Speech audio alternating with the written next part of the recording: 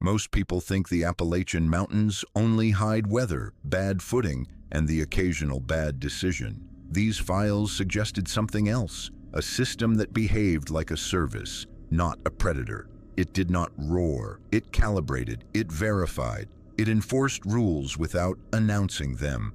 If you want more documented case files like these, subscribe to Black Pine Archives and listen to the end. Some places do not need to chase you. They only need you to step into the right corridor. Smark Heller worked search and rescue in a mountain county where ridgelines cut the sky into hard lines and radio coverage died in pockets everyone could name. He was not a thrill seeker. He was the kind of responder who carried spare batteries in labeled bags and wrote down the time he opened a new roll of tape. He had spent enough seasons pulling people out of gullies and off ledges to trust one rule above all others. The mountains punished improvisation. The page came in on a cold night in early spring when the trees were still bare and the slopes showed their structure without disguise. An emergency beacon had activated near a narrow crest above a rock face locals called the Spine Wall. The caller was not the hiker. The alert came through the county system the way these things usually did now, automatic and clean, as if suffering could be reduced to coordinates and a unit identifier. Mark accepted the call because there was a pattern to these activations. When they were real, every minute mattered. When they were false, every minute still mattered because it trained responders to trust or distrust the next one. He built the response in the usual sequence. He confirmed the identifier, requested the last known coordinate ping, asked dispatch to pull weather, and assigned roles before boots touched the ground. He did not take rookies to cliffs at night. He took the people who moved like they had done it before. 2 rope techs, a medic, a navigation specialist, and a deputy who could handle scene documentation if the outcome turned into paperwork. They staged at a gravel turnout below the crest. Headlamps clicked on in a line, each beam cutting a narrow cone through the cold. A portable repeater was tested and logged. Mark wrote the starting time in his notebook, then wrote it again on a strip of tape and stuck it to his receiver case, the way he always did. The call-out time was logged and confirmed before ascent. From the incident command worksheet, I observed standard checklists completed at staging. From deputy field notes, the climb was slow, not because it was difficult, but because Mark refused to trade speed for control. The trail was thin and slick with old leaf rot. The air smelled like wet stone and early thaw. Every few minutes, the navigation specialist checked the beacon receiver, watching the distance count down in steady increments. The signal strength climbed as expected. The bearing stayed consistent. Nothing about it suggested a malfunction.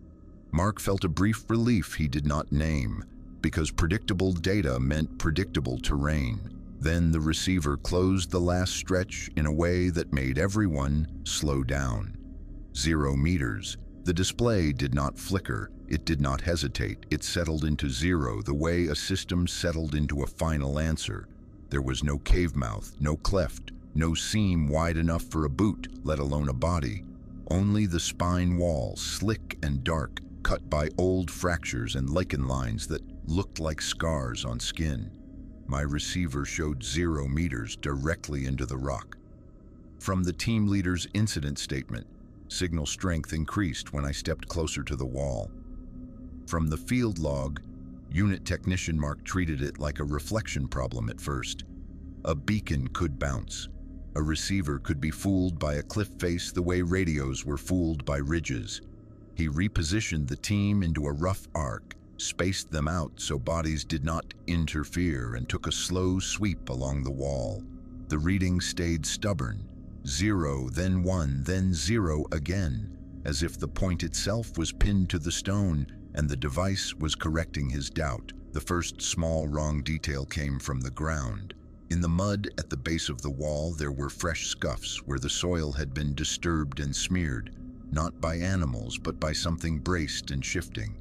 The smear patterns climbed a foot or two up the rock before fading into clean stone. The second wrong detail came from the wall itself. At shoulder height, headlamps caught fresh scratches, not random abrasion from falling rock. Parallel marks, tight and deliberate, like something had pressed in and pulled. The grooves held darker moisture, and the edges were sharp enough to suggest hours, not days. Below the scratches, a strip of fabric clung to a jagged seam, snagged like it had been caught while being dragged sideways. It was wet, not damp with fog, wet with the heavy saturation of something that had recently been against a body. Mark bagged the fabric the way he would bag any evidence, using a clean glove and a sealed pouch. He photographed the scratch set with a ruler pressed to stone. He placed survey tape a few feet away, so the location could be found again without relying on memory. He did not allow anyone to touch the wall with bare hands. Parallel scratch marks observed at approximately shoulder height. From deputy scene photographs caption, fabric fragment recovered and sealed in evidence pouch. From evidence intake log, the team's radios worked, but the repeater tone sounded thin, as if the valley below had swallowed some of it. Mark requested a second coordinate pull from dispatch. The numbers came back consistent, matching the receiver's bearing. There was no sign of error in the system. That made the rock face feel less like terrain and more like a closed door. Mark ordered a hold until first light because rope work on a cliff at night for an unknown void was a recipe for creating a second emergency. The team hunkered down a short distance from the wall, staying in sightline but out of fall zone. They kept headlamps low, conserving batteries and attention. Near midnight, the beacon behavior changed. The receiver's direction indicator began to drift along the wall, slowly, as if it were following a cursor moving across a screen. It did not jump the way a weak signal jumped. It glided. The distance stayed near zero, but the bearing shifted several degrees at a time, always within the plane of the rock. It moved sideways along the stone without losing strength. From the overnight radio log, tone variation suggested motion rather than signal fade. From receiver export notes, Mark tested the simplest variable. He stepped back from the wall, then forward.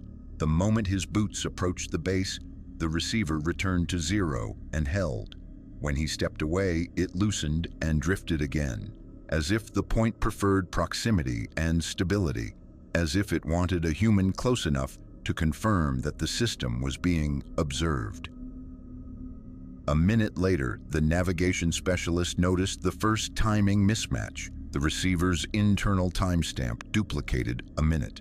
Not the way clocks lag when batteries die, but the way a digital log repeats a line as if it was written twice. The specialist wrote it down, then checked his wristwatch, then his phone. His phone time and his watch time agreed. The receiver log did not. Receiver log contained a duplicated minute during movement event. From unit technician's written addendum, personal devices did not show matching duplication. From deputy supplemental notes, Mark kept everyone away from the wall, but the signal continued its slow travel, stopping briefly at natural seams as if the rock itself contained a route. At each seam, the receiver's distance would blink one, then return to zero, like a system checking a boundary and deciding it remained closed. Around the time the receiver drifted to a deep vertical crack, the forest sound fell away. It was not a dramatic silence, not the kind that belonged to movies. It was more clinical than that. The wind that had been moving through branches simply stopped. The faint insect noise that should have been minimal in early spring went to nothing. Even the distant creek hiss seemed muted. The silence lasted long enough for Mark to feel it in his teeth.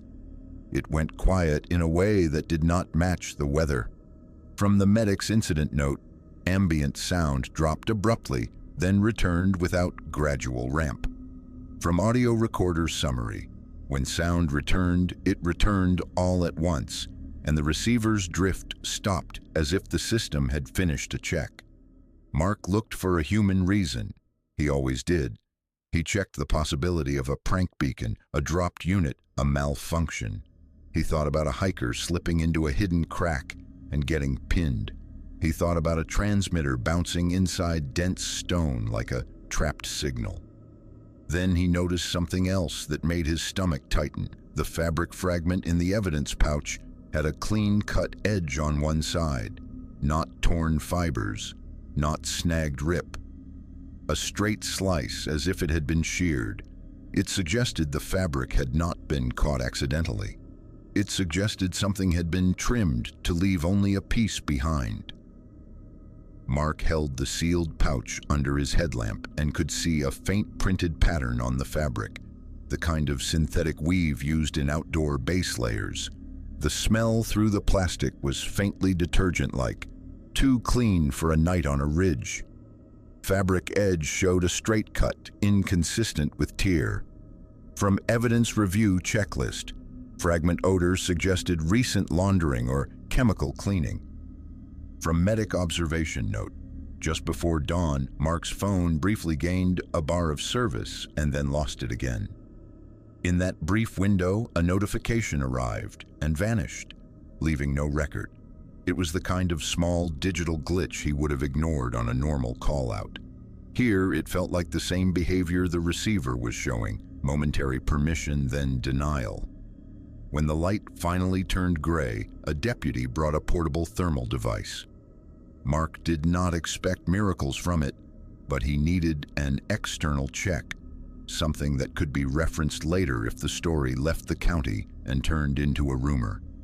The thermal scan showed nothing behind the wall. No heat plume, no cavity breathing warm air, no human signature pressed close. The deputy documented the scratches and the fabric, then wrote a line that sounded too careful to be casual. No void located, signal behavior inconsistent with stationary beacon. From the sheriff's supplemental report, Mark requested a second external procedure. A county geotechnical worker met them mid-morning and performed a simple sounding test, tapping the stone at multiple points to listen for hollows. The rock sounded solid across the face, no drum note, no thin spot, no obvious concealed entrance. Mark should have felt relief. Instead, the receiver's reading stayed at 0 the entire time, as if it did not care what the rock actually was. It cared only that the system said the point was there. Near midday, the beacon stopped, not in the way batteries died, with a weakening, with a stutter. It ended like a ticket being closed. The tone ceased. The strength dropped cleanly. The device offered no last gasp. Signal termination was abrupt, with no gradual degradation. From receiver export, termination time aligned with duplicated minute pattern earlier. From unit technician's summary, the team descended with no recovered subject, no found gear, only the wet fabric strip, the scratch photos, and the logs. Back at staging, Mark did the last thing he always did. He compared everyone's device times against the official dispatch timestamps. Most were consistent. The receiver log remained the odd one out, containing that duplicated minute and a short segment of data that looked like it had been overwritten. That night, Mark submitted the evidence pouch to the county property room. He requested that the beacon identifier be flagged in the system as a repeat risk event. He wrote an internal memo describing the wall, the scratches, and the signal drift, careful to describe behaviors rather than claim causes. A week later, the same beacon identifier appeared again, briefly, on a different ridge miles away, then vanished before anyone could mobilize. Dispatch recorded it as a short activation that self-canceled. Mark did not call it a beacon after that. In his private notes, he used a different phrase. He called it a lure that behaved like a service. It opened a channel, guided responders to a boundary, tested their proximity, then shut down as if the job was complete. Archival transition, a signal reached 0, where there was nowhere to go, then closed itself, like a finished transaction. The next file involved a valley where the forest powered down at the same time every night, as if making room for a scheduled inspection.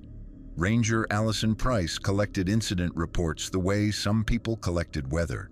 She believed patterns mattered more than single events, and she distrusted the kind of story that only happened once.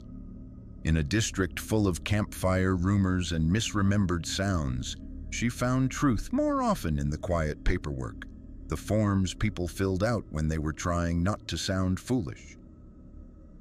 Hemlock Cut was a narrow valley wedged between two long ridges, thick with evergreens and shaped in a way that made radio reception unreliable and sound travel strangely.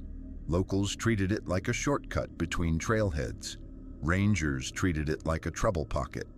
The valley had a history of small, irritating anomalies that never rose to the level of a headline. Compasses drifting near old iron seams, trail cameras losing time without showing tampering, hikers insisting the same creek crossing appeared twice. Then, in late winter and early spring, a different kind of report started stacking up. Campers described a sudden, total silence in the middle of the night. Not the normal quiet that settled when wind dropped. A hard silence that arrived like a switch flipping. No insects, no creek, no wind in the canopy. Even the distant highway hush seemed removed, as if the valley had been put under a glass cover. The first report came from a couple in a rented tent site who wrote in careful language as if they were filing a complaint about plumbing. The woods went quiet like someone shut off a switch. From a camper's written statement week later, a solo backpacker submitted a similar statement, adding a detail Allison could not ignore: the time. It happened at 3:17 in the morning, and it lasted until my watch reached 3:24. From a backpacker's incident form, Allison pulled patrol logs. She found a note from a night ranger on vehicle rounds who had written a short line that looked like it had been forced into professionalism. Silence event observed at 3:17, duration approximately 7 minutes. From Ranger Patrol Log, 3 reports could be coincidence. 6 reports felt like a cluster. 9 reports, spread across different dates, different trailheads, different kinds of people, created a pattern that did not care whether anyone believed it. Allison did not treat it as folklore. She treated it as a timed phenomenon with a reliable trigger, and reliable triggers could be measured. She built a small field study without advertising it as one. She requested weather station data from the ridgetop sensor that fed the county system, specifically wind speed and temperature during the reported window.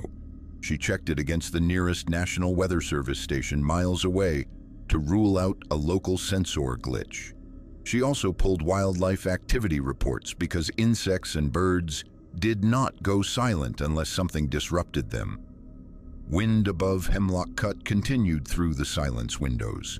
Temperature did not drop sharply. There was no rain front arriving exactly on schedule. The valley was not entering a calm pocket. The ridges were breathing the same air, while the cut below behaved as if it had been muted.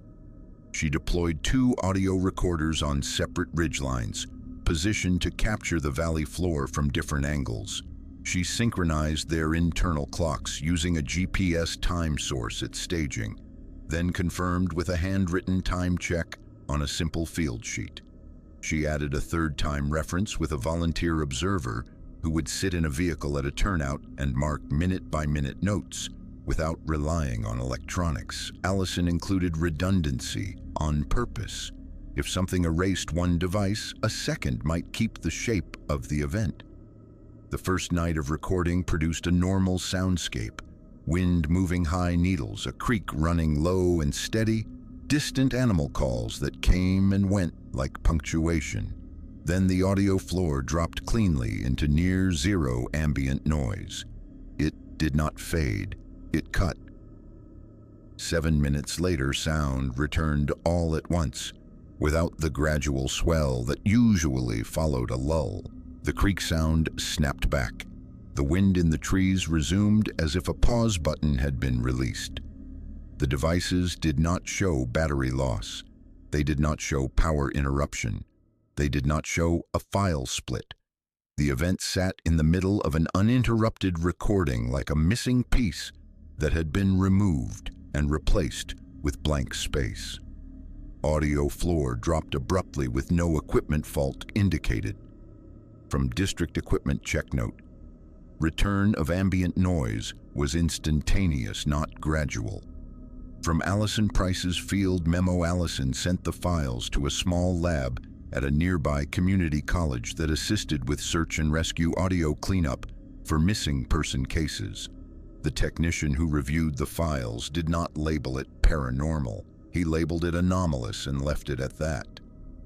The silence segment presented as a uniform reduction across frequencies, not a typical environmental lull.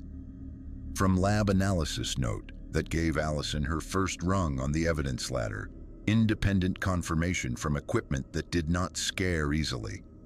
Her next rung came from video. A service road ran along one side of Hemlock Cut, gated but used for maintenance. A motion camera monitored the gate area because people like to cut locks and dump trash. Allison requested access to the footage in the windows matching the reports. She expected nothing, or at most, a deer. What she found was a 1-minute gap in footage on one of the nights, aligned inside the silence window. The camera had not rebooted. The diagnostic export showed normal operation. The timestamp jumped forward by exactly 1 minute, then resumed with no record of interruption. Camera exhibited 1 minute of missing frames during the silence window. From device diagnostic export, no power loss or restart events were logged. From county maintenance email summary, a missing minute was not a wildlife phenomenon. A missing minute was a system behavior. Allison added the gap to her growing list and went looking for a ground-level artifact because files and logs were good, but physical traces were better. People could dismiss fear. It was harder to dismiss something you could cast and bag. Multiple callers had mentioned an odd detail after the silence ended. The feeling that something had moved through and the sense that the valley sounded wrong for a while afterward, as if the normal noises were trying to remember how to be normal. Allison started walking the same old access trail the morning after each reported event, focusing on a specific bend near the valley floor where the trail narrowed between two hemlocks and the ground held moisture longer than the surrounding slope. If anything crossed the area during a timed shutdown, it would likely leave a change where the soil stayed soft. On the first morning she checked, she found shallow impressions that did not match boots. They were pressure marks, repeatable, spaced with a consistent step length, as if something had paced and tested the ground without committing weight. The marks were not deep enough to show tread, but they were precise enough to show intent. She measured them. She photographed them with a scale card. She placed small flags at each impression and counted them the way she would count blood drops on a search grid. There were 3 clusters of impressions, each cluster separated by a short gap, as if a thing had approached, paused, and approached again.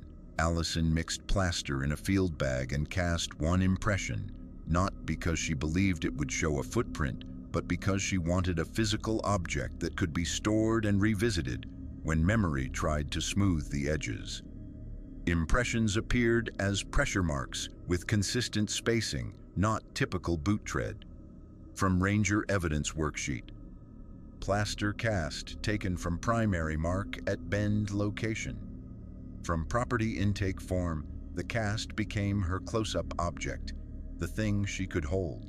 It looked unimpressive, almost insulting in its simplicity, which made it more disturbing. The valley was producing a trace that seemed intentionally minimal, as if whatever caused it understood how little it needed to leave behind to be remembered. Allison's supervisor reviewed her preliminary notes and told her politely to stop allocating district time to an event that did not generate a missing person number. Hemlock Cut had real problems: injuries, illegal fires, theft. A timed silence was not on the list. Allison complied in the official sense. She stopped logging her work under active investigation. Unofficially, she kept listening. She set a personal stakeout on a night when forecasts suggested stable weather, because she did not want wind shifts or rain to become an easy explanation. She brought one other ranger with a calm temperament, and she positioned them near the bend without walking directly through the flagged area. She kept headlamps low and pointed at ground, because she was not interested in scanning trees for shapes. She was interested in whether the valley's rules changed at the reported time. At 3:17, the air changed. The silence did not arrive as a gradual quieting. It dropped. It felt like pressure, not absence. Even the faint hiss of her radio vanished, leaving a clean, dead channel that sounded less like interference and more like removal. Her partner wrote the time on a field sheet with a pencil that sounded too loud in the sudden stillness.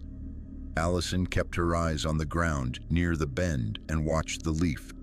Litter behaved strangely, not blowing, not drifting, settling, as if something passed just outside the headlamp beam, and the leaves collapsed behind it like a wake. She did not see a body.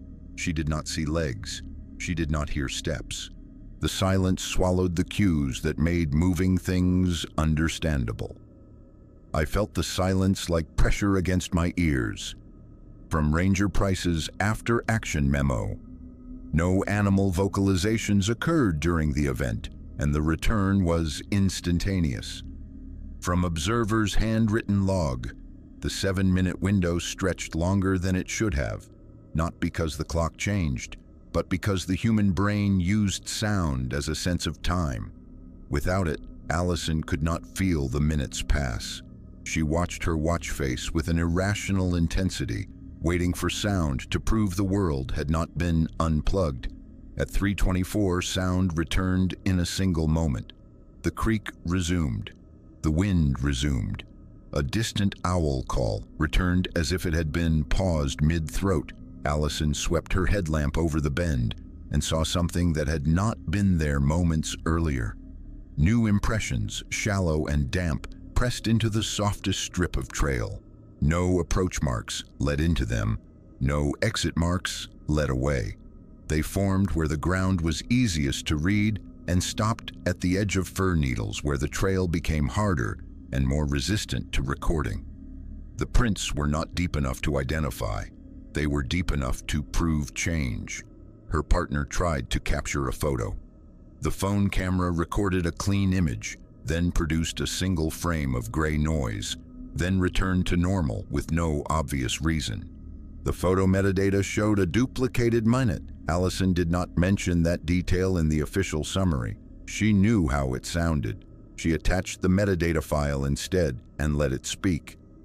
Photograph metadata showed a repeated minute during the incident window. From digital attachment note, impressions appeared after the event with no visible approach tracks. From field observation sheet, the next morning Allison compared all time sources again. Weather station time remained consistent. Her watch remained consistent. The audio recorders showed a silence segment that aligned with 3:17. The gate camera still held the 1-minute gap from the earlier night. The repeated minute behavior was not universal. It was selective, appearing in devices that captured or tracked, like a system that did not want a continuous record. Allison filed her report, careful with language. She used terms like anomalous. She avoided conclusion words.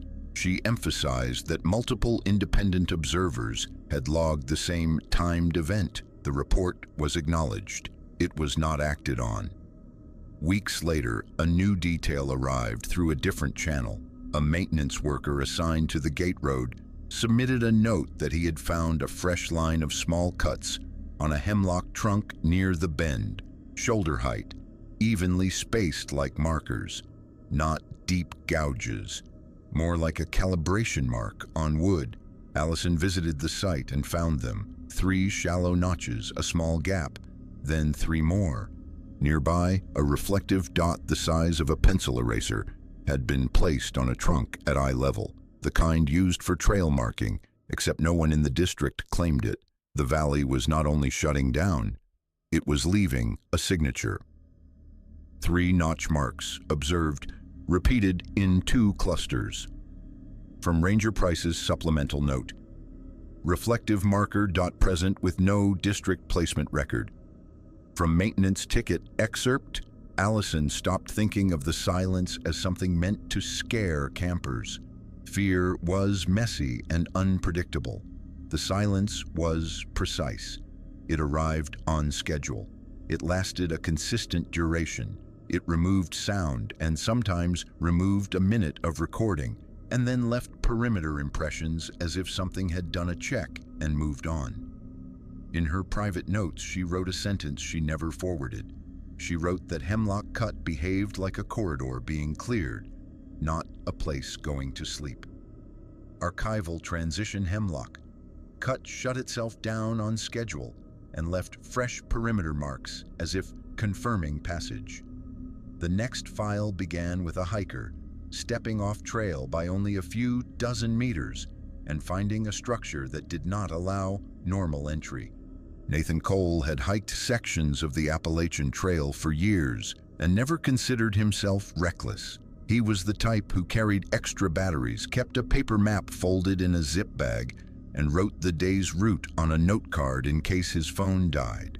He believed most problems in the backcountry started with a person pretending the rules did not apply to them. On a humid late summer afternoon, he left the marked trail for a shortcut. He told himself was barely a shortcut at all. A downed tree had turned the path into a crowded bottleneck of hikers and exposed roots. Nathan stepped off to skirt the mess, intending to rejoin the tread within a few dozen meters. He kept the trail in sight between trunks and judged his angle by the slope, confident he could correct if he drifted. The ground dipped sooner than he expected. It was not a steep drop. It was a gradual settling, like the forest was guiding him into a shallow bowl between ridgelines. The canopy thickened overhead. The air became warmer but somehow less breathable, holding moisture in a way that made every inhale feel slightly delayed. His boots stopped crunching leaf litter and started pressing into a clean, damp surface where the top layer of debris had been moved aside. That was the first wrong detail. The second was the way the space felt enclosed. The Appalachian Trail corridor usually felt like movement, open distance ahead, a direction you could sense even when you could not see far. This hollow felt like a room. The trees formed a rim. The ridges rose like walls. Sound did not travel outward. It stayed near him. In the center sat a structure that should not have been there. It had the rough dimensions of a small cabin, but it did not read as a normal building. The walls were dark timber and old stone set in lines too straight for something that had been abandoned and reclaimed by weather. There were no windows, no missing panes, no boarded frames, nothing to suggest a place where a window had ever been. There was no visible door, no seam, no hinged shadow, no porch step. The corners were square in a way that felt deliberate, like a simplified model of a house, built for the idea of shelter rather than for living.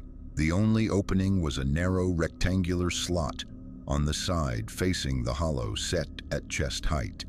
Too small for a door, too large for a vent. It looked like a chute designed for something upright and narrow, something meant to pass through without turning sideways. I found a house with no windows, and the only opening was at chest height. From the hiker's audio note, Nathan did not approach it at first. He took 3 slow steps backward, then paused to orient himself. He expected to see the trail through the trees the way he had seen it a minute earlier. He did not. The trunks looked the same, but the gaps were wrong, and the light through them did not match the corridor he had left. He checked his phone. No service, which was normal in pockets. He opened his map application anyway because the blue dot usually helped him calm down even when it could not update. The dot appeared, then drifted a short distance off his actual position as he stood still, as if the device was guessing where he must be instead of knowing. He turned on a compass app. The heading twitched by a few degrees, then settled, then twitched again.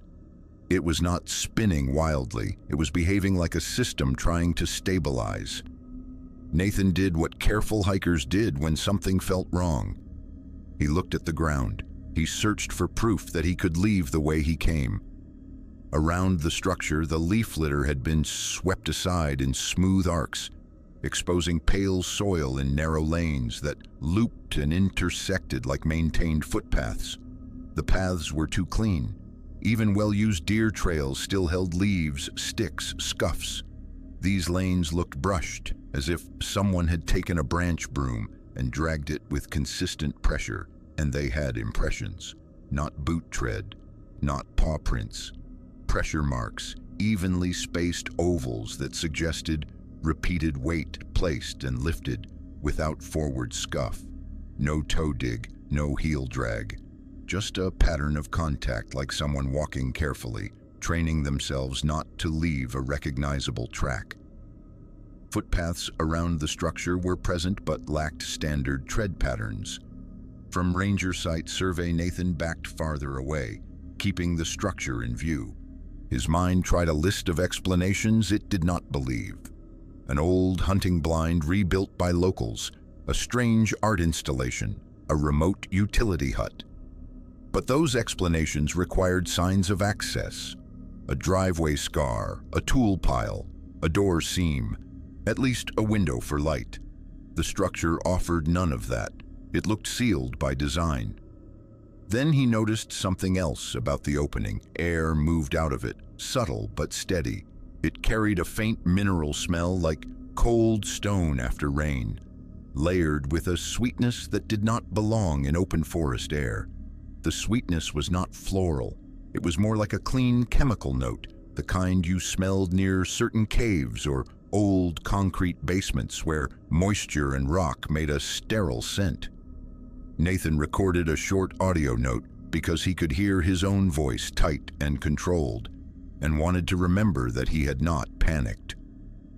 The air coming from the opening smelled sweet and cold, like stone dust. From the last audio note recovered, he did not step close enough to look inside. He did not shine a light into it. He did not touch the wall. He turned away, chose a line uphill that should have climbed back toward the Appalachian Trail corridor, and started walking with careful speed. The slope resisted him. It was not that the ground became steeper, it was that the terrain failed to change the way it should. He expected to pass familiar markers, the downed tree, the churned mud, the boot-scuffed edge of the tread. Instead, after several minutes of climbing, he crested a small rise and saw the hollow again below him from a different angle. The structure sat in the same place, unchanged, waiting in the center like it had been pinned there. Nathan stopped and forced himself to breathe through his nose. He told himself the simplest answer was that he had walked a curve and looped, but he had walked uphill with purpose. He had kept the slope on his left. He had counted steps in blocks, a habit from past minor disorientations. He tried again, this time choosing a different line, angling toward a stand of trees he picked as a landmark. He walked until he reached them, then continued beyond. The hollow appeared again. The ridges looked identical, but one mossy boulder near the rim sat in the same place each time, as if the landscape had been reset to a template. It was not a hallucination. It was repeatable. He checked his phone track history. The recorded movement drew short segments that overlapped themselves, then showed a brief discontinuity where the device logged nothing for a minute, then resumed as if it had jumped. Subject's GPS track showed short discontinuity near hollow. From phone forensic summary, Nathan's instincts shifted from problem-solving to rule-following. When a place repeated itself, it was enforcing something. He stopped walking and listened because movement was no longer information. The hollow held him in silence that felt thicker than normal quiet. He could hear his own breath too clearly. He could hear the blood pulse in his ears. The forest did not sound alive. It sounded held. From the opening in the structure came a sound that did not become a voice, but suggested breath, a soft intake and release too regular to be wind, too close to his own rhythm to be coincidence. It matched him the way a delayed echo matched a shout, except Nathan had not shouted. His skin tightened along his arms. He took one step back. The breath-like sound changed by a fraction, as if responding to distance. Nathan did not test it further. He did not offer sound. He did not speak. He turned his back to the structure and walked, not uphill, not downhill, but sideways along the rim of the hollow, keeping the center to his right and the ridgeline to his left, the way a person circled a threat without giving it a straight approach. He found something that felt like an exit, a narrow gap where the rim dipped and the trees thinned. He pushed through it and broke into a normal-feeling corridor of forest where leaf litter returned, where sticks cracked underfoot, where sound began to behave again. He emerged onto the Appalachian Trail at dusk, but not where he expected. It was a straight stretch with no intersecting side paths, a section he recognized only after he saw a familiar blaze scar on a tree and checked his paper map. He was nearly 2 miles south of his last confirmed location.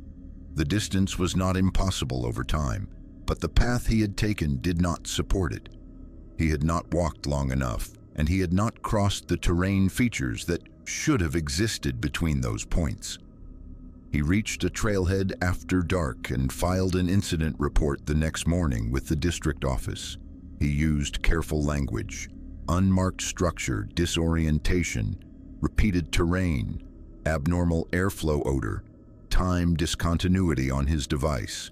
He attached his audio note, his map screenshot, and a photo he had taken from a distance before he realized the hollow might be looping him. The photo showed trees and shadow and a shape that could have been a cabin. It did not show windows. It did not show a door. It looked more like a block of darkness that refused detail. Rangers searched the area the following day with 2 staff members and a volunteer familiar with the slope. They did not find a structure. They found a shallow depression where the ground held moisture longer than it should have. They found sweep marks in leaves, smooth arcs that ended abruptly at bare rock. They found a faint rectangular scuff at chest height on a stone face near the center of the depression, as if something had repeatedly contacted the same spot. They also found one physical artifact that became the file's anchor, a small strip of dark fabric snagged on a thorn cluster at the rim of the hollow. Damp though the surrounding brush had dried under sun, the fabric was not Nathan's. It was not Ranger-issued. It was bagged, labeled, and stored, because it did not belong there any more than a windowless house belonged in a maintained bowl. Search yielded sweep patterns and a shallow depression, no structure located. From Ranger search summary: dark fabric fragment recovered near rim, origin unknown. From evidence intake form in the weeks that followed, Nathan did what people did when they wanted their own story to stop changing. He tried to verify it. He returned to the same section of trail with friends and stayed on the tread. He watched the slope where he had stepped off. He found the downed tree again. He looked for the hollow.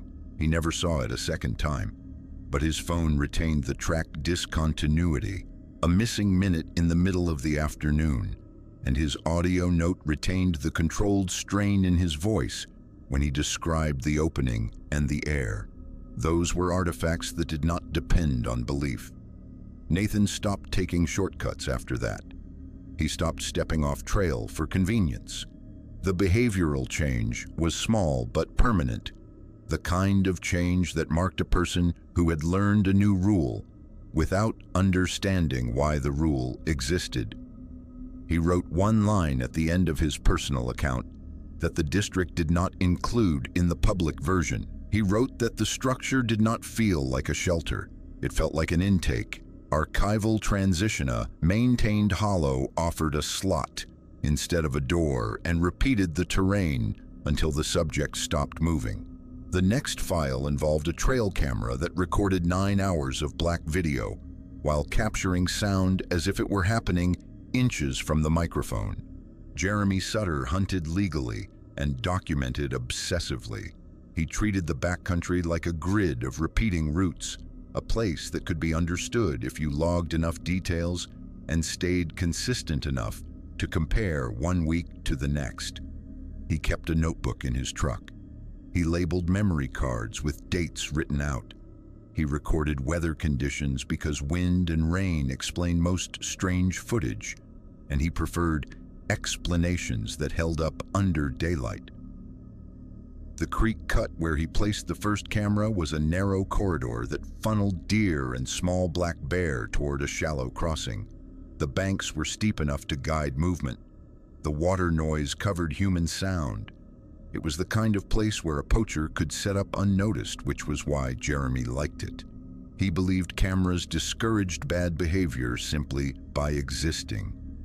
He mounted the unit at chest height on a hemlock trunk, angled toward the approach line. He checked the timestamp against his phone and wrote the location description in his notebook without coordinates, only landmarks.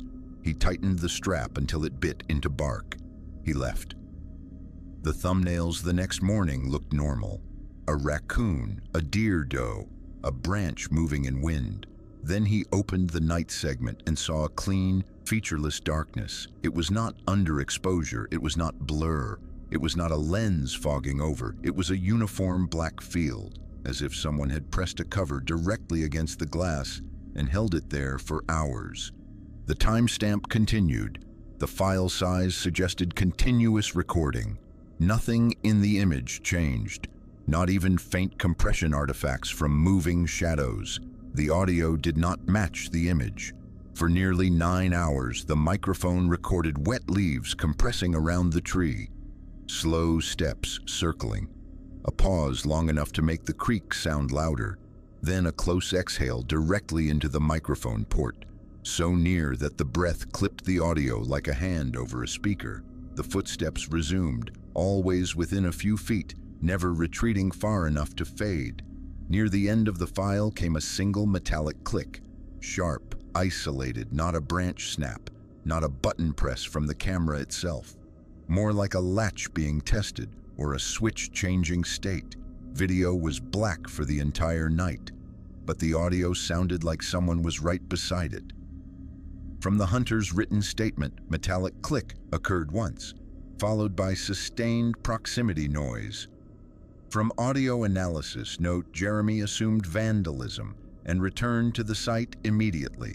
He expected to find a smeared lens or tape residue. He expected the camera to be missing entirely. Instead, the unit was still mounted exactly where he left it, strapped tight, housing intact. The lens was clean. The faceplate had no scratches. There was no mud spatter, no fingerprints, no evidence that anyone had handled it. He checked the settings. The infrared mode was still enabled. The battery level was normal. The internal clock had not reset. Everything looked like a camera that had simply done its job. The only evidence of interference was the black recording itself. Jeremy replaced the memory card and decided to treat the site like an investigation, not a hunting aid. He installed a second camera offset to capture the first one from an angle, set back far enough to see the tree trunk, the mounting strap, and the space around it. He synchronized both clocks to the same minute and verified the settings twice. He also added a control marker because he did not trust his own perception after seeing 9 hours of nothing. He tied a narrow strip of reflective tape to a branch near the original camera, positioned so it would flash in infrared footage whenever it moved. He noted the tape's placement and took a still photo for reference. That second night, the offset camera recorded normally for hours. The creek cut behaved like a creek cut. Insects pulsed in the audio. Water ran steady. A deer passed through at a slow walk and never looked toward the cameras. Then, at a specific timestamp, The offset footage degraded into gray static for 1 minute. It was not a full shutdown. The timestamp continued. The audio continued with a low hiss that did not match wind. The image became a uniform block of noise like a broadcast between channels. After 1 minute, the picture snapped back to normal. When it snapped back, the original camera was gone. There were no broken branches, no drag marks, no torn bark. The hemlock trunk still held the strap wrapped around it, but the camera housing was missing. The strap had not been unbuckled, it had not been ripped. It had been cut straight through cleanly, as if sliced by a sharp blade with no hesitation. The cut ends showed no fray. Strap exhibited clean cut consistent with sharp instrument. From Ranger evidence intake, secondary camera showed 1 minute corruption during removal window. From device log export, Jeremy widened his search radius the way he would for dropped gear. He walked the creek bank. He checked under logs. He scanned for the camera's dark plastic shell in leaf litter. The ground was soft enough to capture deer tracks and raccoon prints clearly. Those were present. Human approach prints were not. He found no footprints leading in, no footprints leading out. He did find the control marker. The reflective tape strip was no longer hanging loose. It had been folded neatly into 3 sections, creased with sharp lines like careful fingers had pressed it into shape. It was tucked into a bark fissure at eye level on a nearby tree, placed where Jeremy would notice it without searching. When he pulled it free and unfolded it, he saw 3 small punctures in the tape, evenly spaced in a straight line. The holes were clean, not torn, as if made by a pointed tool. They did not match any animal bite pattern. They looked like deliberate testing. Control tape was folded and punctured in 3 points. From the hunter's evidence photo caption, no approach prints located within immediate radius. From Ranger site report, Jeremy reported the missing camera to a ranger he knew, framing it as suspected poaching interference. He brought the strap piece and the folded tape as physical evidence. He did not bring the black frame files at first. He did not want to sound like a man chasing a ghost through his own equipment. When the ranger asked why Jeremy was certain it was not an animal or weather, Jeremy kept his answer short and procedural. He described the 1 minute corruption window on the offset camera. He described the clean cut. He described the folded tape. He left out the most unsettling part until later. The audio from the first black frame night did not sound like a person walking past. It sounded like a person staying. The footsteps circled, paused, and returned again and again, as if the subject was positioning itself relative to the lens. The close exhale into the microphone port happened more than once, but only one exhale clipped the audio so sharply it distorted, like breath pressed directly into the mic opening. Jeremy later added a supplemental note after he re-listened to the file in his truck with the engine off, the way he listened to recorded animal movement patterns. I kept hearing breath at the microphone, like someone learning how close they could get without showing up. From Jeremy Sutter's supplemental statement, the ranger filed the evidence. The ranger did not reopen an active case because there was no missing person attached and no reported crime that could be pinned to a suspect.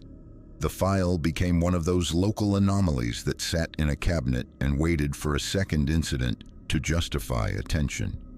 Jeremy stopped using cameras in that creek cut after that. He told friends it was poachers because poachers made sense.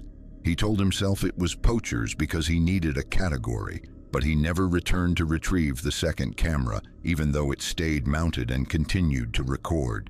He did not want more footage, because the pattern in the evidence was not just theft or vandalism, it was control. The black frame did not prevent recording entirely, it prevented seeing. The 1 minute corruption did not break the camera. It created a blind interval long enough for removal. The folded tape was not a prank.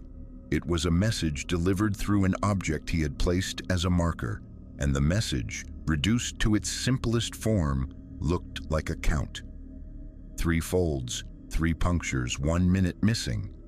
After that, Jeremy began noticing how often those numbers appeared in other stories from the same region, in different hands and different devices, as if the mountain preferred to communicate through repetition rather than words. Archival transition: a lens went blind while the microphone kept hearing, and the removal happened inside a 1-minute window. The next file involved a trail corridor built from rope at neck height, marked like a route meant to be followed. The missing person call came in on the 2nd Saturday of October, the kind of clear, bright autumn day that drew hikers to overlooks and families to waterfalls. Her name in the initial bulletin was Elena Rios, age in the low 20s, last seen leaving a day-use parking area near a popular section of trail that locals treated like a safe, predictable loop. She had texted a friend in the late afternoon about taking one more short spur to catch the light on the ridgeline. After that, there was nothing. By evening, volunteers arrived in waves. They carried radios, headlamps, printed topo maps sealed in plastic sleeves, and the kind of quiet optimism that belonged to people who still believed the woods would give someone back if you searched hard enough. The incident command posts set up near the trailhead. Check-in tables formed. Teams were assigned grid segments and told to look for normal things first. A dropped bottle, a snapped branch, a footprint in soft soil. The first oddity showed up less than an hour into the first organized sweep, on a narrow connector path that linked the main loop to an old, seldom used cut-through. It was not far from where Elena had been last confirmed, but it was just far enough to feel like a choice, rather than an accident. A rope stretched across the trail at neck height. It was not sagging, it was perfectly taut, running from one tree to another like a boundary line. The height was wrong for a casual barrier. It sat where a person walking at normal pace would meet it before their brain could react. The rope had been tied with clean knots, not hurried, and the fibers looked new enough to catch headlamp beams without fuzzing. Along the rope, strips of cloth were tied at even spacing, not random scraps. Each strip was knotted in the same way, with the ends trimmed or torn to similar length. It looked less like a hazard and more like a measurement, a corridor.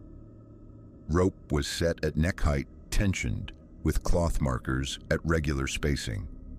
From volunteer team lead field report, knots were neat and consistent, not improvised. From ranger observation log, the team lead did what experienced searchers did when they encountered something that could injure another volunteer. He halted his line, marked the location on his paper map, and photographed the setup from multiple angles with a flashlight held low to cast shadows across the knots. Another volunteer measured the height by holding a tape against the tree, then wrote the number out in the margin of the form the way protocol demanded. A ranger arrived, stepped under the rope without touching it, and examined the ground beneath. The leaf litter beyond the rope looked wrong. It was too clean. In the surrounding forest, autumn leaves lay in uneven drifts. Foot traffic usually compressed them into messy churn. Here, the leaves had been brushed aside in long, smooth swaths, exposing damp, darker soil beneath. The brush lines ran parallel to the trail, as if someone had dragged a broad bough along the ground in deliberate strokes to erase whatever had been there before. There were no normal boot impressions, no heel digs, no toe scuffs, no broken twigs at shin height. The trail looked groomed, like a stage reset between scenes. Leaf litter appeared disturbed in sweep patterns, not standard foot traffic. From ranger site note, no usable impressions located past the barrier due to apparent sweeping. From incident command summary, the incident commander made a decision that felt like safety and also felt like compliance. The rope was treated as evidence, not trash. The teams did not cut it immediately. They flagged the trees, photographed the knots, and noted the cloth strips as potential points of comparison.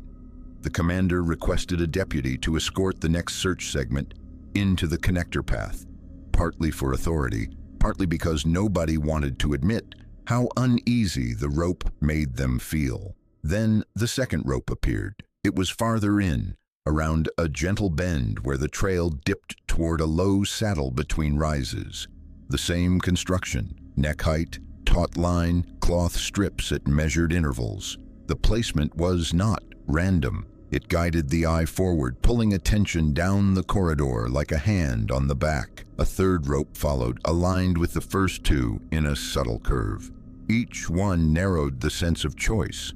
Each one suggested that the safest way through was straight ahead. Searchers began to treat the corridor like an engineered route. The oddest part was how quickly the corridor seemed to teach them behavior.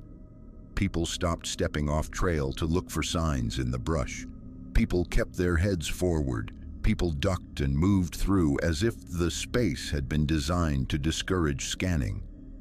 The radios began to misbehave inside the corridor. Not complete failure, not dead batteries, repetition. A short tone burst played twice in succession on two different handsets. A volunteer heard the same clipped squelch pattern repeat, as if the radio had rewound itself. One team member's GPS track later exported with a duplicated timestamp, the same minute appearing twice despite movement continuing. GPS track showed duplicated timestamp during corridor entry. From device export, radio tone repeated without manual retransmit. From communications incident note, the incident command post tried to explain it as terrain. Valleys created pockets. Ridges bounced signals. Moist air carried interference. Those explanations usually calmed people down. They did not calm people down this time because the corridor had already done the work of making the forest feel artificial. At the saddle, the corridor ended at a single tree that stood slightly off-center like a marker. The bark held 3 fresh notches cut at shoulder height. The cuts were clean, pale, and wet, like they had been made recently with a sharp tool. Beneath the tree, placed on the bare soil where leaves had been swept away, lay a glove. It was not buried. It was not snagged on brush. It sat open-palmed, damp but strangely clean, as if it had been rinsed and set down with intention. It matched the description of Elena's glove from the family's report. 3 fresh notches observed on trunk at shoulder height. From Deputy Scene Worksheet. Glove recovered beneath marked tree. Placement appeared intentional. From evidence intake, form teams widened their search at the saddle, expecting drag marks, scuffs, anything that indicated a struggle or a fall. They found none. The corridor soil held almost no footprint detail. The sweep marks were too thorough. When the deputy tried to step off trail to check a depression between roots, the leaf litter shifted in the beam of his light in a way that looked like settling, not wind, as if something had passed just outside sight and the forest was closing behind it. The deputy ordered the corridor dismantled for safety. That order sounded reasonable. The rope was a hazard. The ropes were cut down. The cloth strips were bagged separately, each labeled with location descriptors and the order they were found. The knots were photographed. Then one short rope segment was collected as evidence. A ranger documented the sweep patterns and the absence of approach tracks, choosing words that would survive review without sounding like a story. Ground conditions suggested deliberate disturbance consistent with erasure rather than travel. From Ranger After Action Report. No approach marks led directly to glove location. From Deputy Supplemental Note, that should have been the end of it. A strange barrier removed. Evidence logged. Search continued. Overnight, the corridor returned. It happened between the end of the evening shift and the first light briefing. A ranger doing a quiet safety walk on the connector path found new cloth strips tied to saplings deeper along the route, placed at the same measured intervals as before. The saplings had not held anything the day prior. There was no debris pile from the cut rope. There were no signs that someone had stood there tying knots for hours. The new strips were not identical, but they matched the pattern. Same knot style, same spacing, same insistence. The corridor had been rebuilt one step farther into the woods. Additional cloth markers observed beyond prior corridor end, not present during previous sweep.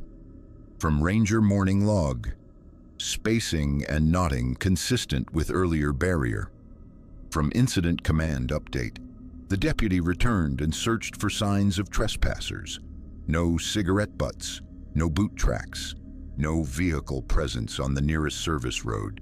A nearby trail camera placed the previous night to watch the connector junction, recorded normally until a brief 1-minute corruption window that coincided with the time the ranger estimated the new markers appeared. The footage before and after showed empty trail. Only the minute where a person would have needed to work was missing. Trail camera showed 1-minute data corruption during suspected corridor rebuild window. From device diagnostic report, no subjects visible on available footage. From Ranger camera review note in the days that followed, the search grew broader and more desperate. Dogs ran scent lines that broke at the connector path and scattered. Helicopter flyovers found nothing. Volunteers searched creeks and hollows.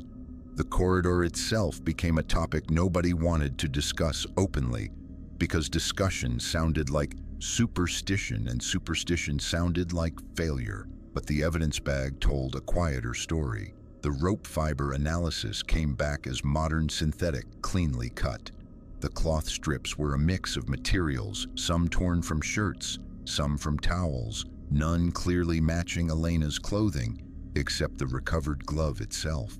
The knots, photographed and compared by a ranger with climbing experience, showed consistency with utility tying, not a casual hand. It looked like someone who knew what they were doing had built a route designed to be followed, and it looked like the forest preferred that route to remain. Elena was never recovered. The official summary listed the familiar possibilities: injury, exposure, unreported abduction. The corridor was mentioned only in attachments. Photos, measurements, a short evidence inventory, a note about repeated radio anomalies. In the months after, one volunteer quit search work entirely. Another refused to enter connector paths alone. A ranger requested a transfer to a different district, citing burnout in a way that could not be argued with. A year later, after heavy storms brought down trees and washed out smaller trails, a maintenance crew clearing the same connector path reported finding 3 cloth strips tied to a sapling at the edge of the saddle, weathered and faded but still knotted in the same style. They removed them without filing a report because they wanted the job to be simple. But one of them took a photo first because the spacing was too exact to ignore. Markers appeared placed, not snagged. Spacing was consistent. From maintenance worker personal statement, in the file cabinet, the corridor remained a case artifact, a route without a builder, maintained without footsteps, reappearing after removal as if the woods themselves were enforcing a plan. Archival transition. A corridor was constructed and maintained like a route, rebuilt after dismantling and protected by a 1-minute blind window. The next file went underground into an old mine where the air changed in a way that made legs fail and speech break. Logan Mercer approached abandoned mine work the way other people approached storms. He respected the history, distrusted the calm, and believed that the mountain did not care if a person was curious. His graduate project was framed as safety research and historical mapping, but the real reason he kept returning to derelict sites was simple. The records never matched the ground. Shafts were missing. Adits appeared where no survey marked them. Old claims vanished from modern layers as if the land had edited itself. He carried the tools that made curiosity look responsible. a multi-gas monitor clipped to his chest strap, a secondary handheld unit as backup, a simple analog compass because phones failed in hollows, a field notebook with pre-written checklists and space for timestamps. He documented entry times, weather, recent rainfall, and any signs of fresh collapse. On a gray morning in late March, he drove into a narrow cut where a creek ran loud enough to cover distant sound. A retired mind map suggested an access point above the waterline, but the entrance was not marked on any modern hazard database. The approach required a short hike up a slippery slope through brush and fallen limbs, the kind of approach that kept casual visitors away. His partner that day was Kara Ingram, another student, trained on the same protocol. She carried the tripod, spare batteries, and a compact medical kit that looked excessive until it was not. The added entrance sat behind a curtain of rhododendron, half collapsed but still passable in a crouch. The roofline was fractured. Freshly broken rock lay at the lip like spilled teeth. Timber supports were present farther in, dark and swollen from years of moisture. Nothing about it invited a person, which was exactly why Logan treated it like a machine that had to be read carefully. They started their entry timer at the threshold and moved slowly, headlamps angled low to catch uneven floor. The first 50 feet felt normal. Damp stone, old mineral smell, a faint metallic edge like wet pennies. The gas monitor showed stable oxygen and no obvious volatile spikes. Their footsteps sounded too loud, the way they always did in confined space, as if the mountain repeated every movement back to them with a slight delay. Logan marked the first checkpoint and noted the humidity. Kara photographed the roof fracture and the old timbers. They stayed close to the right wall and avoided the center line where water had cut shallow channels. Then the air changed. It was not a gust, not a draft, not the sudden cold that sometimes rolled out of deeper voids. It was something harder to describe because it felt pleasant for half a second. The air became too light. Breathing stopped feeling like effort. The lungs filled easily, too easily, like the body had been given permission to relax. There was a faint sweetness under the mineral stink, subtle enough that Logan might have blamed imagination if his legs had not betrayed him in the same moment. He took one more step and felt his thighs soften, not from fatigue but from a sudden refusal to hold weight. The sensation was clean and immediate, like a switch thrown in a body that had been working fine seconds earlier.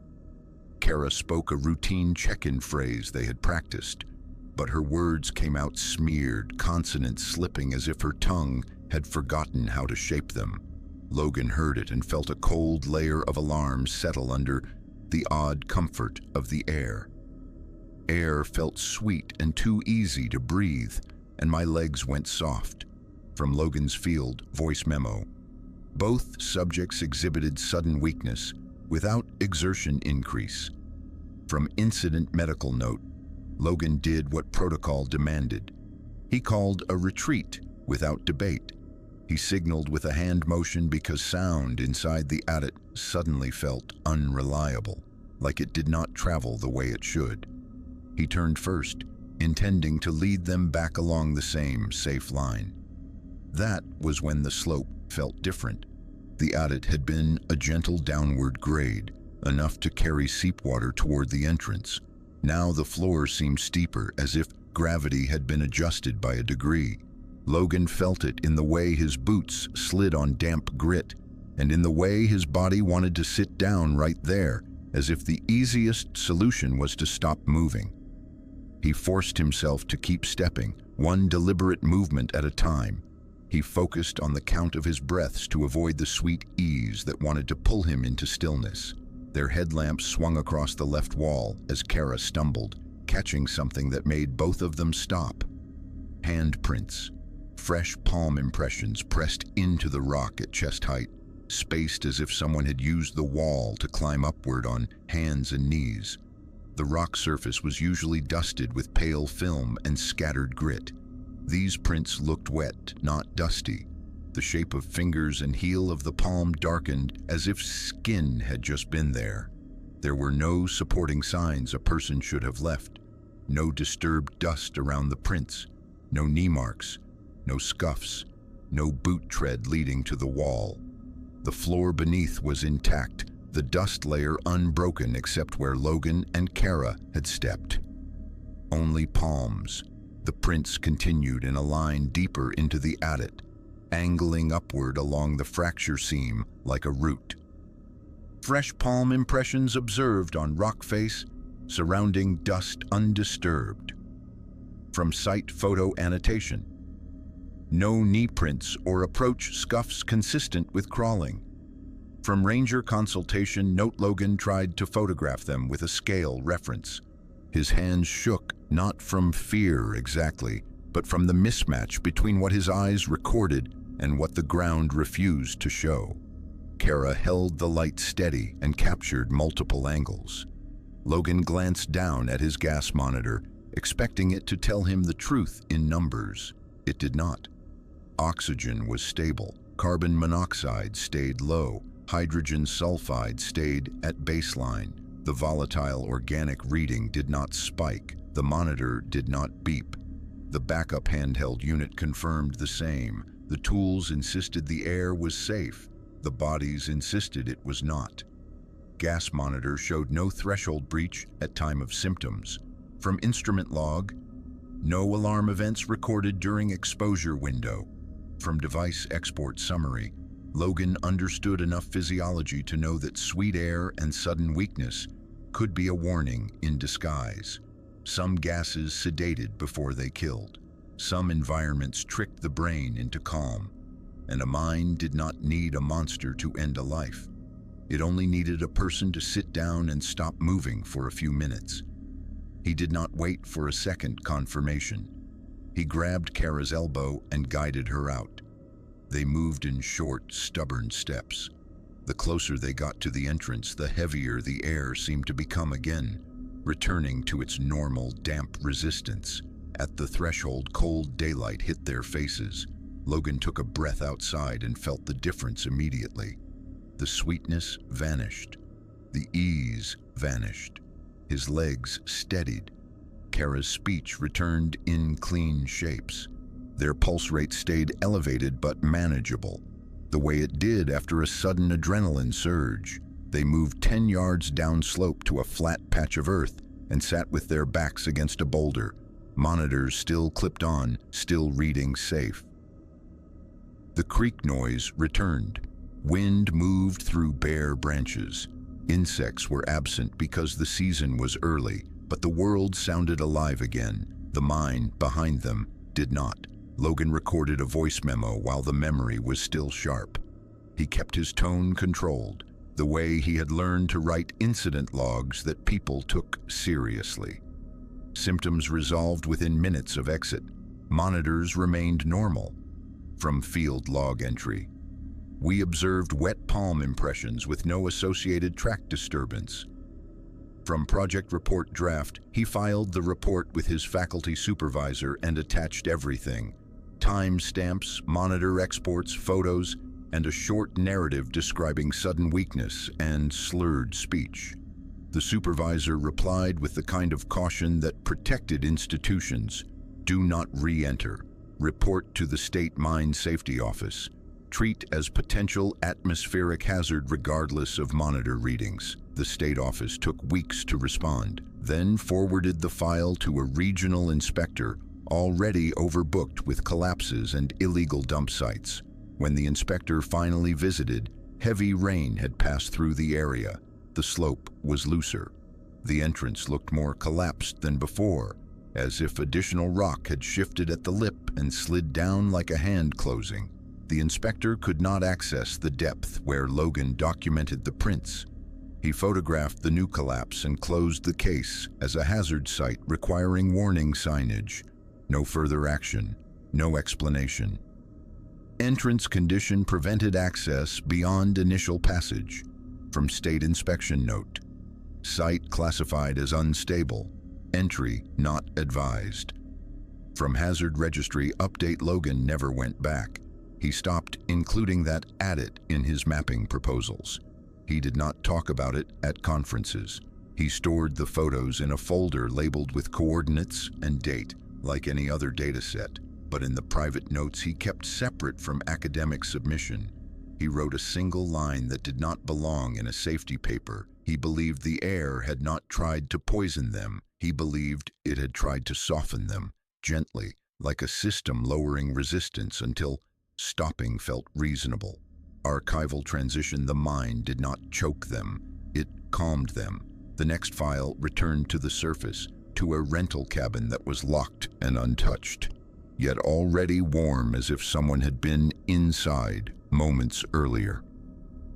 Story 7. The cabin that held heat. The reservation looked ordinary on paper.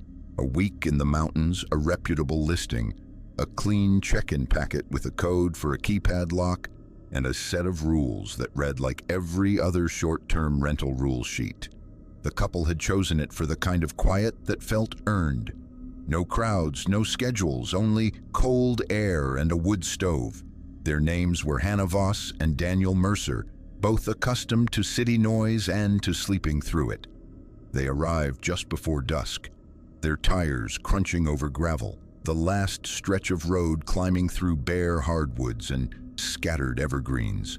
The cabin sat alone, set back from the drive on short stilts, with a shallow crawl space beneath it and a deck facing the slope. The lock code worked on the first try. The door opened with a soft, mechanical click, and warm air greeted them in a way that immediately felt wrong for an unoccupied building in late winter. It was not hot, not cozy, just faintly temperate, as if the interior had been holding on to heat instead of surrendering it to the cold. Inside, the cabin looked staged.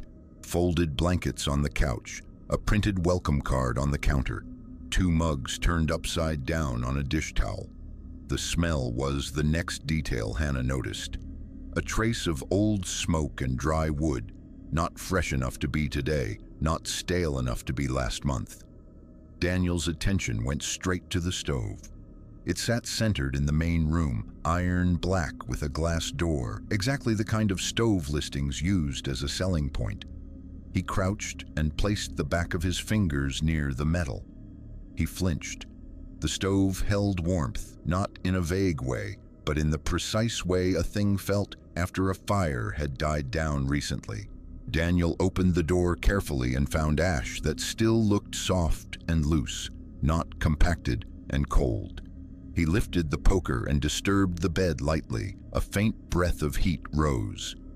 Stove ash was warm, and there were wet boots by the door that were not ours. From guest voicemail to property manager, the boots were the second object that made the room feel occupied by someone else's habits. They sat near the entry mat, placed side by side, toes aligned, water beading on rubber as if they had been walked in from snow or wet grass moments earlier. The cabin had a small shoe rack and a sign asking guests to remove footwear. The boots obeyed the rule better than most people did. Hannah and Daniel were still wearing their own. They checked the obvious explanations. They walked the cabin top to bottom. No one in the bathroom. No one in the bedroom. No extra coat on hooks. No duffel under furniture. The windows were latched. The back door was locked from the inside. There was no attic access. They checked the driveway outside and found the first contradiction. The snow along the shaded edge of the lot was undisturbed except for their tire tracks and their own footprints. No other prints approached the porch. No tracks circled the building. The ground near the crawlspace vents looked clean, as if nothing had moved there for days. Exterior showed no approach tracks consistent with recent snow conditions. From maintenance inspection note, Hannah photographed the boots and the stove ash with her phone, framing the shots like someone collecting proof against her own doubt. Daniel tested the lock from the inside, then pulled up the smart lock history the property manager had shared access to. The log showed only one entry in the last day, their code, their time. He looked at the stove again and felt the unsettling math of it. Warm ash meant a fire had burned. Warm boots meant someone had come in wet. A locked door log meant no one had entered with a code. They tried to treat it as a problem of overlap rather than a haunting. Maybe the cleaner had been there late. Maybe the maintenance crew had checked something after the previous guest. Maybe the lock history did not capture every unlock event. The problem was the boots. They were not work boots. They were the kind worn for walking, with mud on the tread and small pine needles caught at the heel. They belonged to someone who had arrived from the woods, not from the driveway. That night, they lit their own fire anyway, because cold air required heat and heat required a stove. The flames made the cabin feel more normal, but it also created a new vulnerability. Sound. Every pop of the wood made Hannah listen for something beneath it. Around midnight, the cabin made a noise that both of them noticed at the same time. Not a creak from settling timber, but a dull vibration from below the floor, like a gentle impact under the crawl space. It came once, then again, then a third time, evenly spaced, close enough together to feel patterned rather than random. They did not speak. They did not announce themselves. They sat very still and listened, until the stove's ticking covered everything again. Daniel checked the front door with his hand on the handle. Locked. The keypad did not light up. The porch remained empty. In the morning, the snow still showed only their tracks. The boots by the door were still wet. Not frozen, not stiff, still holding moisture like something inside them refused to cool completely. They discovered the trench when Daniel walked around the cabin to check the propane tank and saw a clean line under the structure, parallel to the foundation. The earth had been disturbed in a strip that ran the length of the cabin and ended abruptly where the soil turned rocky. It looked too straight to be animal work and too shallow to be a proper utility dig.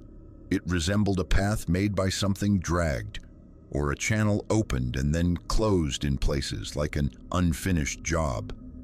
Hannah crouched and saw tool-like scoring marks along the edges, as if something narrow had scraped the ground repeatedly in a consistent direction. No paw prints, no claw marks, no burrow opening. They called the property manager. The response was quick, overly calm, and focused on customer service rather than questions. The manager promised a contractor would come out and ask them to stay inside until then. The contractor arrived later that morning and did the thing professionals do when they want to make a problem smaller. He measured the trench, took a few photos, and blamed frost heave and runoff. Then he paused under the cabin and changed his tone without meaning to. The soil did not look heaved. It looked worked. Ground disturbance showed linear tool-like pattern, not animal digging. From contractor work order, Hannah asked about the driveway camera. The property manager exported the footage. It showed their arrival. It showed their headlights. It showed them carrying bags. It showed nothing else through the night. The camera's system report included one detail the manager did not mention until Daniel asked for the full export. A short integrity note. A gap in recording that lasted the length of a minute, occurring during the same window when Hannah and Daniel had both woken to the vibration under the floor. Driveway camera showed no movement during window of reported activity. From security system export, recording contained a brief integrity gap lasting 1 minute. From device status report, they left that afternoon. They did not finish the week. They packed while daylight still held and drove down the mountain with a nervous efficiency, as if speed could prevent whatever had been near them from catching up. The property manager refunded them without argument. The listing disappeared within 2 weeks. The cabin address remained, but the rental page did not. When Hannah searched for it later, the only evidence she had rented it at all was the confirmation email and the photos on her phone. Before they lost signal on the descent, Hannah sent a message to a friend. It was the kind of message people send when they want a witness, even if they do not admit it.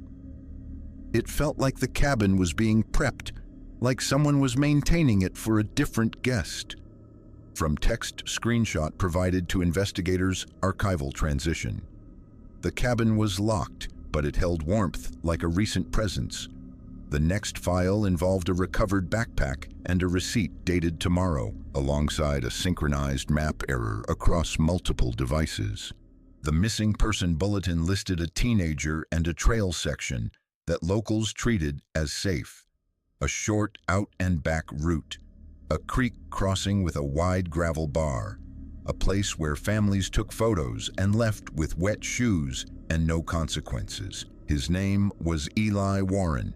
His age was written in the report as 16, with the note that he was experienced enough to hike alone and careless enough to wander off trail for better views. He vanished on a cool afternoon in mid-autumn when the leaves were down in thick layers and the forest floor held impressions like soft paper. Search teams responded fast because fast mattered when nights got cold. Volunteers arrived with radios and printed maps. Deputies set up a command post at the nearest parking area. A dog team ran the first lines while daylight held. The first 2 days produced the usual fragments: a scuffed patch near the creek where someone had sat, a snapped twig that could have been deer or could have been a boot, a footprint partial in mud that did not match clearly enough to be useful. On the third morning, a volunteer named Patricia Oates found the backpack. It sat near the waterline on the downstream side of a boulder, upright, not half buried, not snagged in branches, placed as if someone wanted it seen. The creek had risen during the night from rain upstream. The water had enough strength to move sticks and leaves. It had not moved the backpack. Patricia called it in and did not touch it until a deputy photographed the scene. When the bag was finally opened under supervision, the contents looked ordinary. Snacks, a charging cable, a light jacket, a folded paper map. The map had a small area circled in ink. The receipt was in the front pocket. It was crisp, unwrinkled, and dry. The header named a convenience store 20 miles away from the trailhead, a place the search team recognized because it was the last camera-covered stop on the access road. The receipt showed a bottle of water, a packaged sandwich, and a candy bar. The timestamp was the first thing that made the deputy's pen pause. The date was tomorrow. Not a typo by 1 day in a month. Not a smudge. Not an unreadable print. Tomorrow. The time on it did not match any recorded time the day Eli disappeared. It matched a time that had not happened yet. Receipt date showed tomorrow, with a time that had not occurred at the time of recovery. From Deputy Evidence Intake Note. Paper was dry and crisp despite wet conditions at Creek Bank. From Volunteer Team Lead Statement, they treated it like a hoax at first. Someone had planted the backpack. Someone was trying to misdirect search teams. That explanation fit the simplest fear. People did cruel things, and the mountains did not need to be involved. So they escalated the way procedure demanded. A deputy drove to the convenience store with the receipt photo and asked the manager to verify the transaction. The store's register system showed no sale under that receipt number. The manager checked the audit trail for voids and reprints. Nothing matched. Then they pulled the security footage. The footage showed Eli in the store on the day he vanished. It showed him buying a drink. It showed him leaving. It showed the cashier scanning items and handing him a receipt. The problem was that the receipt on camera did not match the receipt in the backpack. The camera angle was poor, but the paper length was different. The fold was different. The cashier's hand motion was different. The kind of small procedural difference that told the truth without showing it clearly.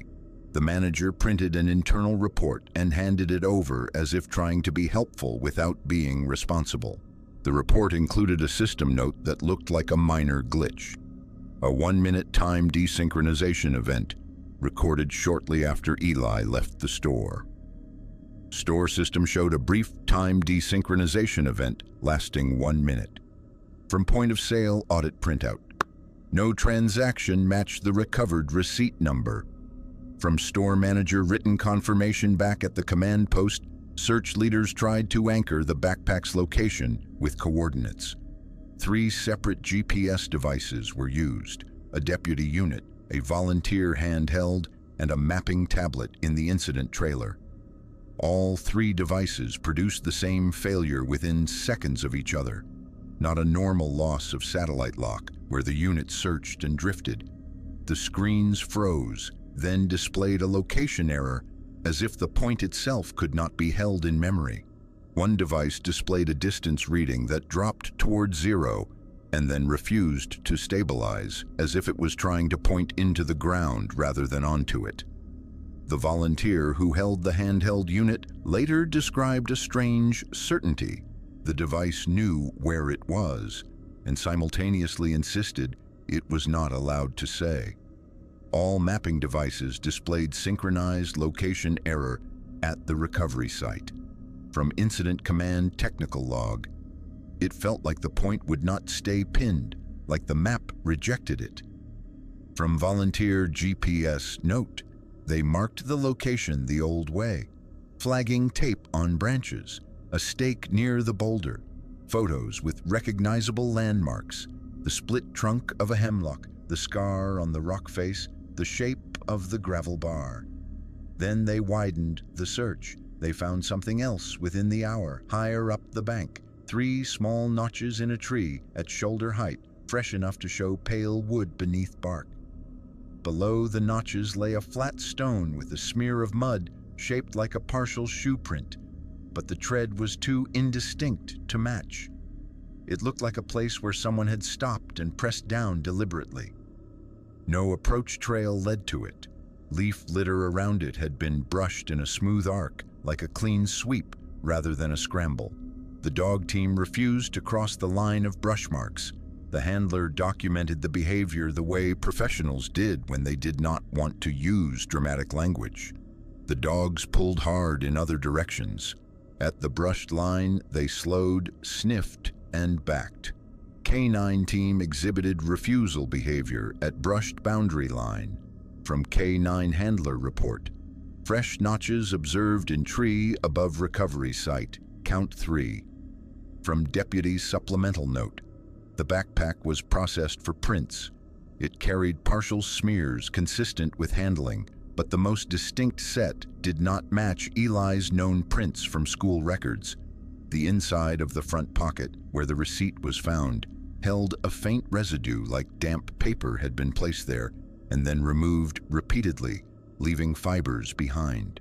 The receipt itself became the object everyone remembered because it behaved like it did not want to be held. By the next evening, the ink looked slightly lighter at the edges. By the end of the week, the timestamp was still legible but thinner, as if the paper had been exposed to age too fast. An evidence technician sealed it in plastic, not because plastic would stop time, but because people did what they could when the facts refused to cooperate. The next day, when tomorrow finally arrived, a deputy returned to the convenience store at the exact time printed on the receipt and waited, watching the register and the door and the camera feed.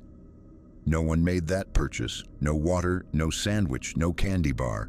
No transaction that matched the ghost of ink in the evidence bag. Eli was never recovered.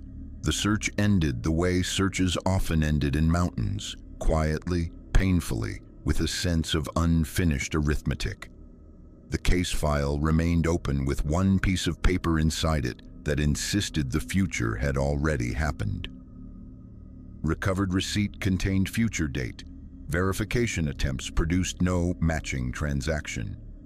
From county case summary, evidence suggested placement rather than loss.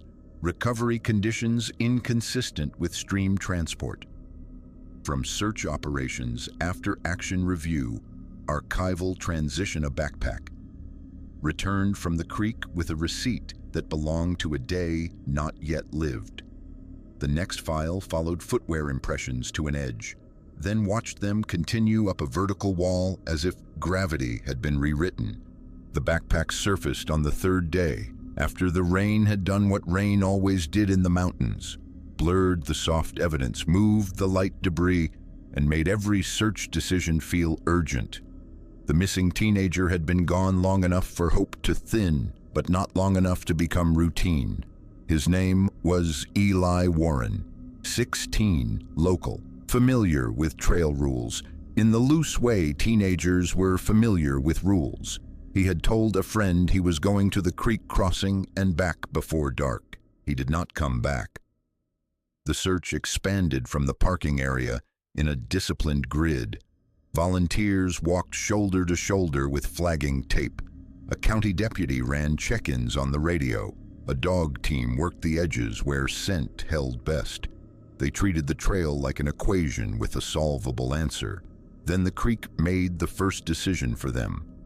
Overnight, the water rose and dropped again, leaving wet stones and a louder current. It should have scattered anything light enough to move. It should have swallowed anything heavy enough to sink. It should have erased the clean story of a missing person and replaced it with a mess. That was why the backpack stopped everyone the moment it was found. It sat upright against a rock on the downstream side of a bend, angled toward open space like it wanted to be seen. It was not tangled in branches. It was not half buried in silt. It was not crushed by driftwood. The straps were neat. The zipper pulls faced outward. It looked placed. Backpack lay upright against rock, oriented toward trail approach line. From SAR field report. Placement appeared deliberate, not consistent with washdown from current. From deputy scene notes, they photographed it before anyone touched it. Wide shots, close shots, measurements against a ruler, a marker card with date and case number, the basics of turning a strange object into something the record could hold. Inside were ordinary items that made the absence feel sharper. Snacks in factory wrappers, a cheap flashlight, a hoodie damp from river air, a portable battery pack with no charge, a folded paper map with a short route circled in pen. Then the side pocket produced the artifact that changed the case from missing person to file, a receipt. It looked fresh enough to be new. Crisp corners, dark ink, no smearing. The paper was dry in a pocket that should have been humid. The store name at the top was a small-town convenience shop several miles away, the kind that served hikers and hunters and anyone passing through early enough to need coffee.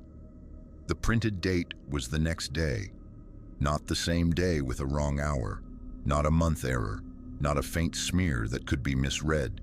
The receipt was unambiguous, as if it had been printed for a purchase that had not happened yet. Receipt date was the next day, with a time that had not occurred yet. From evidence intake summary, paper condition appeared unusually preserved, given recovery environment. From evidence technician annotation, they did not call it paranormal. They called it a clock problem. The deputy in charge of evidence transport drove to the store with a photograph of the receipt and a request that sounded normal. Verify the transaction, verify the register time, verify whether the receipt number existed in the system. The owner cooperated the way owners did when a teenager was missing. The register clock was correct to the wall clock. The receipt paper batch matched current inventory. The roll in the register had the same faint watermark as the receipt in evidence, but the transaction number did not appear in the day's sales log. No matching receipt existed in the register audit. No voided sale matched. No reprint matched. No gap matched. A register audit showed no matching transaction for receipt number provided. From store verification form, store clock verified correct at time of inquiry. From deputy follow-up notes, that should have ended the receipt as a clerical oddity, a fake, a plant, human staging. Then the GPS units began to misbehave. Search leaders tried to log the backpack location as a waypoint. They did it by the book. Multiple devices, independent confirmation, photo documentation of screens, a volunteer handheld unit, a deputy vehicle unit, and a mapping tablet used at incident command. All of them showed the same sequence in the same area. The map displayed normally. Then the screen grayed out briefly, as if the device had lost certainty about the terrain.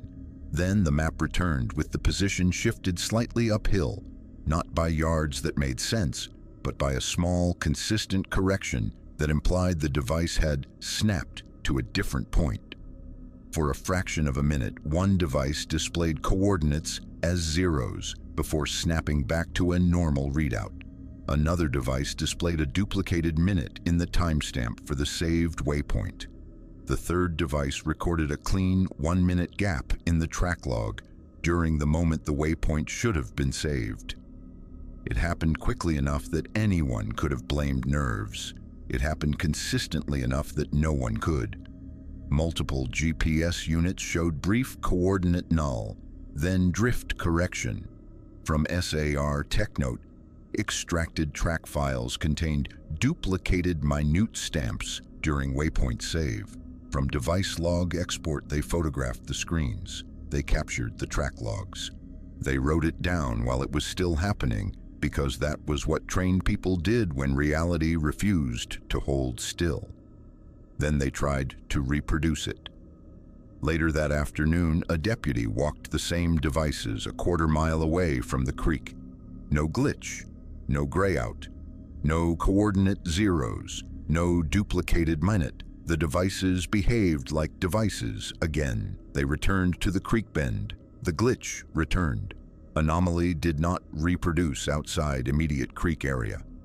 From Deputy Testing Memo Waypoint, save error reproduced on return to recovery site perimeter. From SAR Supervisor Notes, the receipt became the most tangible piece of the pattern because it was the only object that could be sealed, carried, examined, and argued over without losing its shape. It went into an evidence bag. The bag was sealed. The chain of custody was signed. It was placed in a secured cabinet, and then it started to change, not dramatically, not like burning paper, not like vanishing ink. It faded the way a thermal receipt faded after being left in sunlight too long, except it had not been in sunlight. The ink thinned at the edges first. The store header became lighter. The timestamp softened until the digits looked less confident on the page. By the end of the week, the date was still readable, but barely. The next day that had seemed so bold when it was found looked like a weak ghost of itself, as if the paper was trying to forget what it had claimed. Ink fade observed progressing over days despite sealed storage. From evidence custody addendum, date legibility reduced significantly by end of week. From lab intake note, the backpack ironically stayed the same. It smelled like creek water and damp fabric. It held ordinary items that could have belonged to any teenager. It offered no blood, no torn cloth, no clear direction. It was a container of normalcy delivered into an abnormal case. The search continued for weeks in shrinking circles. No confirmed sightings, no confirmed tracks, no gear downstream, no phone pings that led anywhere stable. The case file developed the way difficult cases developed, into a timeline of procedures and a list of objects that suggested intent without revealing the actor. Some people called it staging by a human.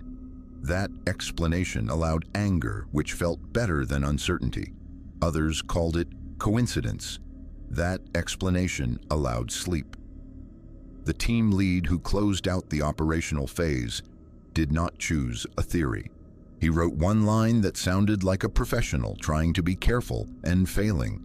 Evidence presented as if meant to be found and debated.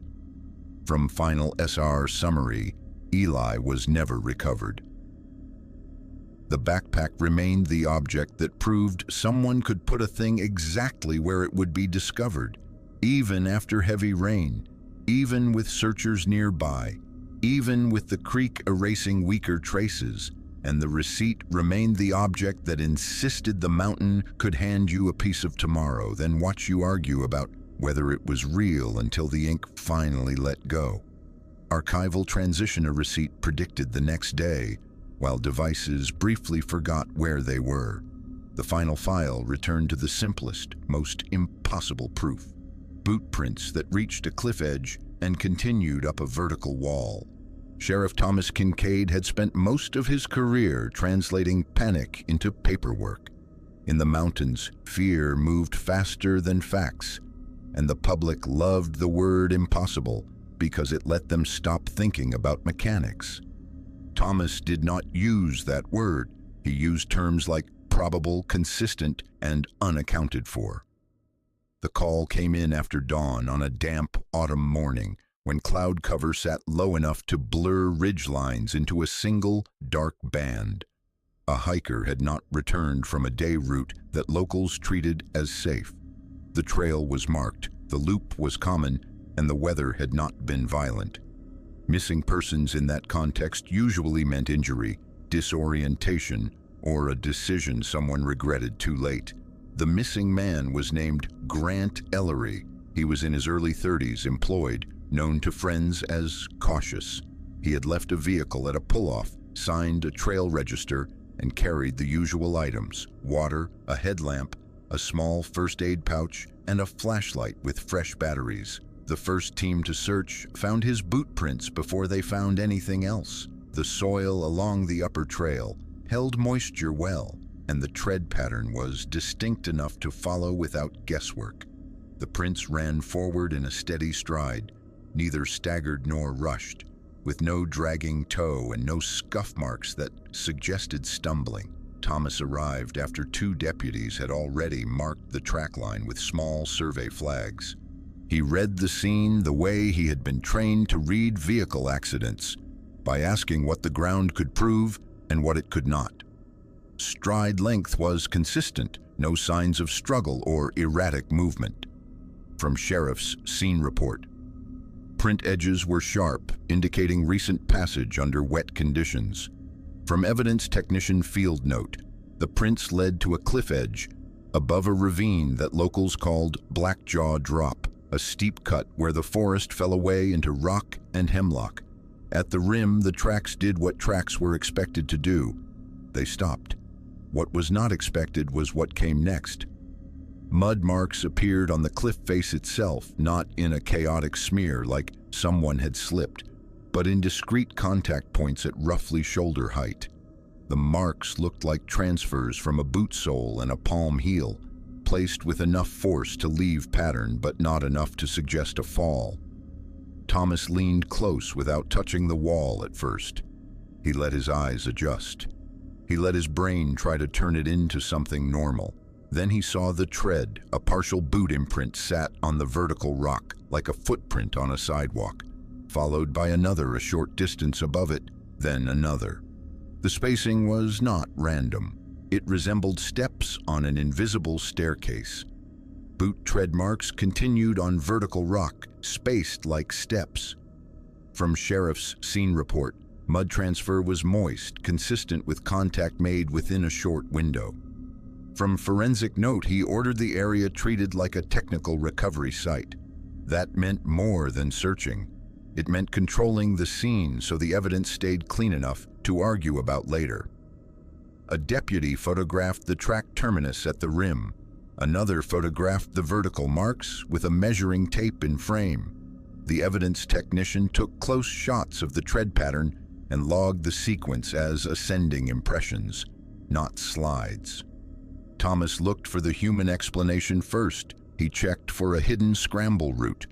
The cliff edge had no obvious goat path, no rope anchors, no scuffed dirt where someone might have lowered themselves down. Brush below the rim was intact. There were no broken branches, no crushed fern beds, no slide trails. The ravine was steep enough that a fall would have left impact evidence somewhere, even if the body had moved. But the wall marks climbed in the wrong direction. A search and rescue coordinator arrived with a rope kit and a handheld thermal device. The thermal scan did not show a person on the visible ledges. The coordinator suggested a controlled descent anyway, because procedure mattered even when the map did not. Thomas agreed. He watched 2 technicians descend on rope, probing the wall and the ledges with methodical caution. They moved through the ravine like people who had done it before, careful with foot placement, careful with communication, careful not to make the scene worse. They found the missing man's flashlight near the base. It lay on a flat rock shelf among wet leaves and gravel, positioned as if it had been set down rather than dropped. It was turned off. The lens was clean. The casing showed no impact cracks. The strap was intact. The flashlight was warm, not warmed by sun because the ravine was shaded, not warmed by friction because it was not lodged in moving water. Warm like it had been inside a hand, inside a jacket pocket, inside a living space. Flashlight housing retained warmth at time of recovery. From evidence tag narrative, batteries tested within normal range. No bulb damage observed. From equipment inspection sheet, a deputy filmed the pickup on body camera, keeping the flashlight in view as it was bagged. Later, when digital forensics reviewed the footage, they flagged an oddity that had appeared in other Appalachian files. The recorded timestamp repeated the same minute during the exact moment the flashlight changed hands. No one claimed a battery swap. No one reported a reboot. The camera log showed power continuity. Body camera timestamp duplicated 1 minute during evidence collection.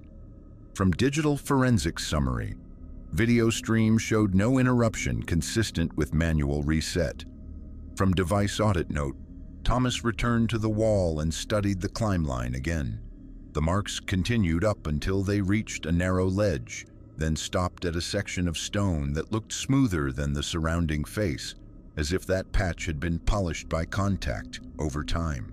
The ledge itself held no footprints. It was the absence that made it worse. If a person climbed, they had to stand somewhere. If they stood, there should have been weight marks, scuffs, mud smears, anything. But the ledge looked rinsed clean by the same rain that had preserved every other print on the trail. The search widened.